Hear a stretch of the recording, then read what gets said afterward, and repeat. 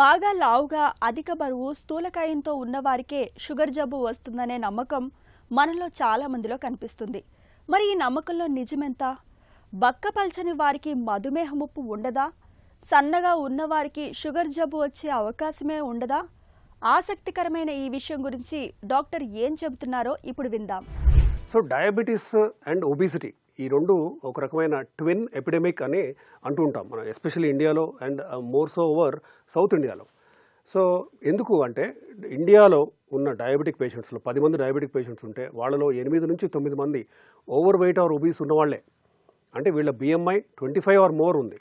Normal BMI మనకు తెలిసిందే 18 నుంచి 22.9 మాత్రమే ఉండాలి. సో మీకు కనుక ఇప్పుడు ఆల్రెడీ 27 బిఎంఐ ఉంది, మీకు డయాబెటీస్ ఉంది, ఇప్పుడిప్పుడే స్టార్ట్ అవుతుందని చెప్పారు. మీ 27 బిఎంఐని మీరు అఫ్కోర్స్ మనం హైట్ని మార్చుకోలేము కాబట్టి బరువు కనుక తగ్గించుకుంటూ వెళ్ళి మీ టోటల్ బాడీ ఫ్యాట్ పర్సంటేజ్ తగ్గించుకొని మీరు 22 రేంజ్ కనుక వస్తే మీకు షుగర్ లేకుండా ఉండే ఛాన్స్ చాలా ఎక్కువ. ఓకే, కొంతమందిలో 100% మనం రిమిషన్కి అచీవ్ చేయొచ్చు.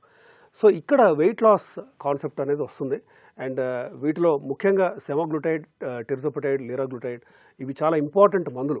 సో ఈ మందులు ఏం చేస్తున్నాయి, మెయిన్లీ ఎలా పనిచేస్తాయి అంటే సెటైటీ సెంటర్ని యాక్టివేట్ చేస్తాయి. మీరు అంతకుముందు 3 రోటీలు తింటే కానీ ఫుల్ అవ్వని, మీకు ఫుల్ అనిపించదు మీకు. ఇప్పుడు ఈ మందుల మీద ఒక చపాతీ కూడా మీరు ఫుల్ తినలేరు. అంటే మీ డైటరీ ఇంటేక్ 60 to 70% తగ్గుతుంది. సో దీంతో ఏంటంటే మనకి ఫ్యాట్కి, టోటల్ బాడీలో ఉన్న ఫ్యాట్కి బ్లడ్ సప్లై పెంచే విధంగా ఈ మందు యాక్ట్ చేస్తుంది. తిన్న తర్వాత blood flow to adipose tissue పెరుగుతుంది, కాబట్టి ఫ్యాట్ కరగటం స్టార్ట్ అవుతుంది. ఇంకా వేరియస్ ఇంక్రెటిన్ యాక్టివిటీస్ ఉన్నాయి.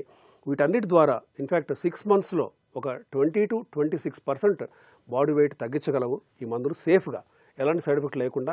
And just non diabetic obese పేషెంట్స్లో కూడా ఇవి అప్రూవ్డ్, సేఫ్. డయాబెటిక్ పేషెంట్స్లో కూడా ఇవి ఖచ్చితంగా అప్రూవ్డ్. డయాబెటిక్ ఒబీస్ పేషెంట్స్ని ఇన్ఫ్యాక్ట్ ఈ ట్విన్ ఎపిడెమిక్ని డయాబెసిటీ అని కూడా అంటున్నాం, ఎందుకంటే అవినాభావ సంబంధం ఉంది.